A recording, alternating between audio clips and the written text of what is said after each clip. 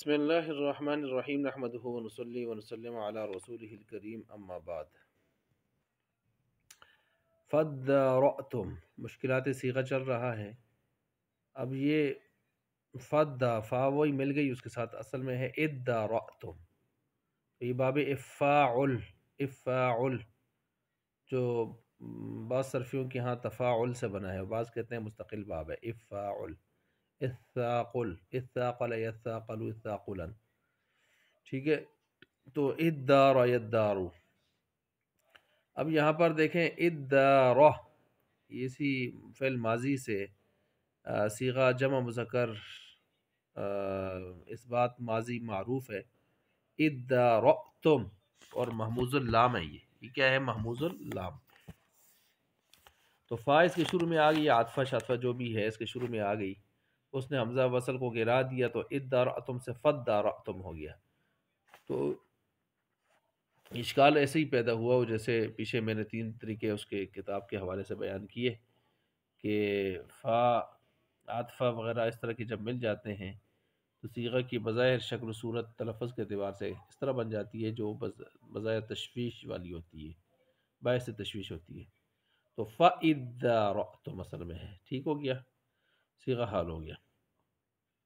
اسی طرح آگے صیغہ ہے لن فضوا، لن فضوا، تو یہ صیغہ بھی جو ہے مصنف رحمۃ اللہ علیہ فرماتے ہیں جمع مذکر غائب کا صیغہ ہے، ٹھیک ہے، فعل ماضی معروف ہے اور یہ مضاف سے ہے اور باب انفعال سے ہے، باب انفعال سے ہے۔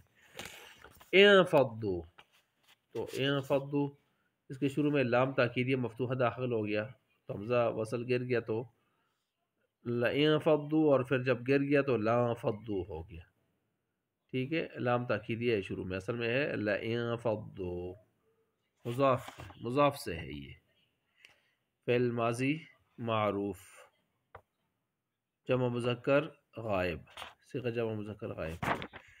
اچھا، اسی طرح استغفرتا، استغفرتا استغفرتا ہوتا ہے نا، تو پھر اس کے شروع میں حمزہ استفہام مفتوحہ داخل ہو گیا، استغفرتا، اور حمزہ وصل گر گیا تو استغفرتا ہو گیا، بظاہر دیکھنے میں اشکال ہو رہا ہے لیکن استغفرتا تھا اصل میں، ٹھیک ہے۔ اسی طرح جو ہے تظاہرون، تظاہرون یہ اصل میں تتظاہرون، اور آپ نے قاعدہ پڑھا تھا کہ ڈبل تا جہاں آ جائے یعنی باب تفاعل، تفاعل اور تفاعل، ان 3 بابوں میں ڈبل آ سکتی ہے نا، ایک تا اپنی ہوتی ہے اور تا اوپر سے کون سی آ جاتی ہے؟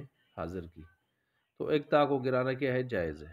تو اصل میں تھا تتظاہرون، تو ایک گرا دی تو تظاہرون، جس سے یہ اشکال پیدا ہو رہا تھا کہ بھائی بظاہر تو یہ ماضی کے مشابہ ہو گیا نا، یا امر کے، ٹھیک ہے، تظاہر، تظاہرا، تظاہرو، تظاہرا، تظاہرا، تظاہرو، تو بظاہر امر اور ماضی کے مشابہ ہو گیا، اور پھر ہو گیا تو آخر میں نون کے در سے آ گیا، ماضی اور امر کے آخر میں تو نون نہیں ہوتا، ماضی کے شروع میں تو ہوتا ہی نہیں ہے، امر میں گر جاتا ہے، تو بتایا کہ یہ فعل مضارعی ہے، 2 تا تھی، ایک تا جوازن گر گئی۔ اسی طرح ایک صیغہ ہے کہ یعنی یہ صیغہ کون سا؟ تظاہرون جمع مذکر حاضر اس بات فعل مضارع معروف، ٹھیک ہو گیا، جمع مذکر حاضر اس بات فعل مضارع معروف۔ اسی طرح ایک صیغہ ہے لتکملو، لتکملو، اکمل یکملو، یکملو، تکملو، تکملو، تکملانی، تکملونا، لام اس کے اوپر داخل ہو گیا۔ اب یہاں پر یہ لام کون سا ہے؟ اشکال اس لیے ہوتا ہے کہ اب اس کو امر حاضر معروف کا صیغہ ہے، تو امر حاضر معروف کے صیغے پر تو لام نہیں آتا نا، لام امر، تو یہاں کیسے آ گیا؟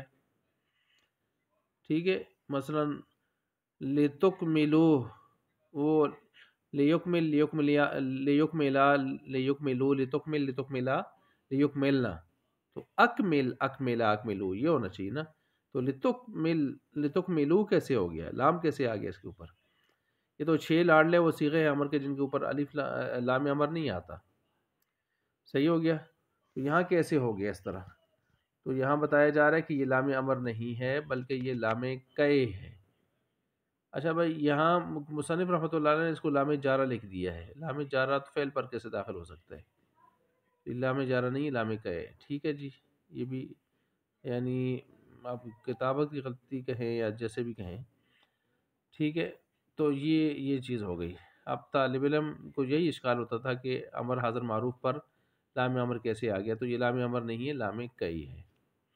اسی طرح ولتأتی، ولتأتی کے اندر ایک طرح کا قاعدہ لگتا ہے، اور وہ قاعدہ کیا ہے؟ وہ قاعدہ یہ ہے کہ ولتأتی عطائے عطی ضرب یضرب کے باب سے ہے، ٹھیک ہے، اور یہ صیغہ واحد مؤنث امر غائب معروف ہے، اور یہ محموز الفا اور ناقص یائی ہے، کیونکہ عطایا محموز الفا بھی ہے اور ناقص یائی بھی ہے۔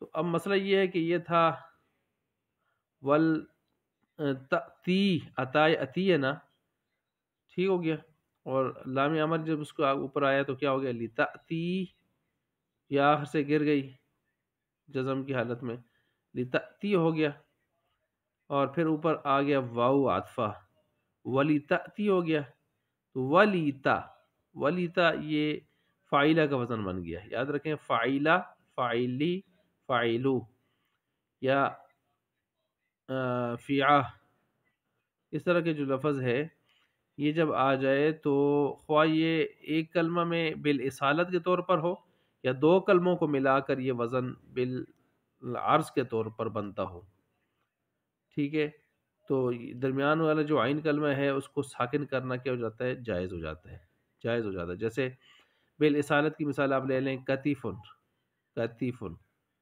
اب یہ کتیفن کو کتفن بھی پڑھ سکتے ہیں، کتفن بھی، ٹھیک ہے، ساکن کر سکتے ہیں۔ جس طرح مزدلیفہ، مزدلیفہ، اب دیکھیں دلیفہ کے درمیان میں، اس کو مزدلفہ بھی پڑھ سکتے ہیں آپ، ٹھیک ہو گیا۔ چونکہ مسئلہ یہ ہے کہ یہ لام امر جو ہوتا ہے خود تو مکسور ہوتا ہے، اور اس کا مابعد کیا ہوتا ہے؟ متحرک ہوتا ہے۔ جب مابعد متحرک ہوتا ہے تو پھر جب اس کے ماقبل واو کو یا فا کو آپ داخل کرتے ہیں تو اس کی صورت فاعلہ، فاعلہ کی بن جاتی ہے، ٹھیک ہے، اور بالعرض سی بن جاتی ہے۔ بالعرض اس لیے کہ یہ آگے پیچھے کے کلمات کو ملا کے ہم نے بنایا، جیسے واو کو داخل کر کے لام مکسور تھا اور مابعد جو ہے وہ متحرک تھا، تو یہ فاعلہ کی صورت یعنی پیچھے حرف عطف کو ملا کے بن گئی۔ یہ فاعلہ کی صورت جو ہے حقیقتاً یا بالاصالت نہیں ہے، بالطبع ہے یا بالعرض ہے، ٹھیک ہے۔ پھر اب اس صورت میں یہ جو لام امر ہے یہ درمیان میں آ جاتا ہے، اس کو ساکن کرنا جائز ہے۔ اب کہاں جائز ہے کہاں واجب ہے؟ تو واو کی صورت میں تو کہتے ہیں کثرت استعمال کی وجہ سے واجب ہے، لیکن فا کی صورت میں قلیل الاستعمال ہے تو یہ جائز رہے گا، ٹھیک ہے۔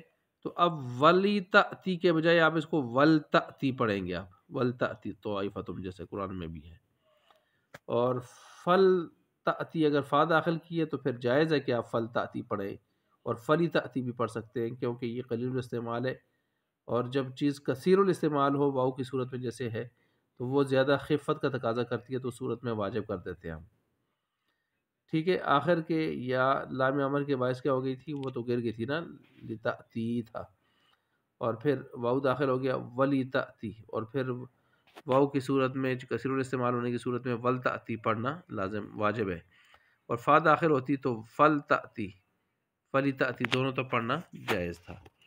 اچھا یہ قاعدہ اب دیکھیں آگے بھی لگ رہا ہے، مثال کے طور پر ویتقی، ویتقی جیسے قرآن میں ہے کہ وَمَن يُطِعِ اللَّهَ وَرَسُولَهُ وَيَخْشَ اللَّهَ وَيَتَّقْهِ، تو یہاں پر یہ باب افتعال ہے اور صیغہ واحد مذکر غائب ہے، اس بات مضارع معروف ناقص، یتقی تھا اپنے ماقبل پر وقف کی وجہ سے یہ کیا ہو گیا؟ جزم، کہ ماقبل اس لیے جزم اس پر کہ ماقبل من کی وجہ سے مجزوم ہے، تو یہ بھی کیا ہونا ہے؟ مجزوم ہونا ہے۔ مجزوم ہونے کی صورت میں پھر آخر میں ظاہر بات ہے یہ جزم آنی ہے، اس پر یا گر جائے گی پھر حالت جزم میں، تو یا جب گر گئی یتقی میں تو یتقی ہو گیا، یتقی ہو گیا، ٹھیک ہو گیا۔ جب یتقی ہو گیا تو یہ یہاں پر جزم کے باعث آخر میں پھر حرف علت تو گرا اس سے، یتقی ہو گیا، اور پھر اس کے ساتھ جب ضمیر لگی، ہو ضمیر جب لگی تو پھر یہ یتقی جو تھا تقی ہو، یہ فاعلو کا وزن بن گیا نا۔ اب جب بن گیا تو پھر درمیان والے کو ساکن کریں تو کیا ہو جائے گا؟ یتقی، تو اس وجہ سے اس کو پڑھا جاتا ہے یتقی۔ صحیح ہو گیا۔ یہی مسئلہ ہے آگے ارجح کے اندر۔ ارجح میں وہ ارجی تھا، باب افعال ہے، صیغہ واحد مذکر حاضر، امر حاضر معروف ہے، ناقص سے ہے، تو اس کے آخر میں بھی ضمیر لگ گئی، تو ارجح تھا، ارجی تھا، ارجی، تو آخر میں مفعول کی ضمیر لگ گئی، تو کیا ہو گیا؟ ارجیہی۔ ارجیہی جب ہو گیا تو قرآن مجید میں اس کے بعد جو لفظ ہے وہ ہے وَأَخَاهُ، تو اب دیکھیں جیہی و اخاہو، تو جیہی فعیلا، تو فعیلا میں نے پیچھے بتایا تھا فاعل، فاعلو، فاعلہ، فاعلی اور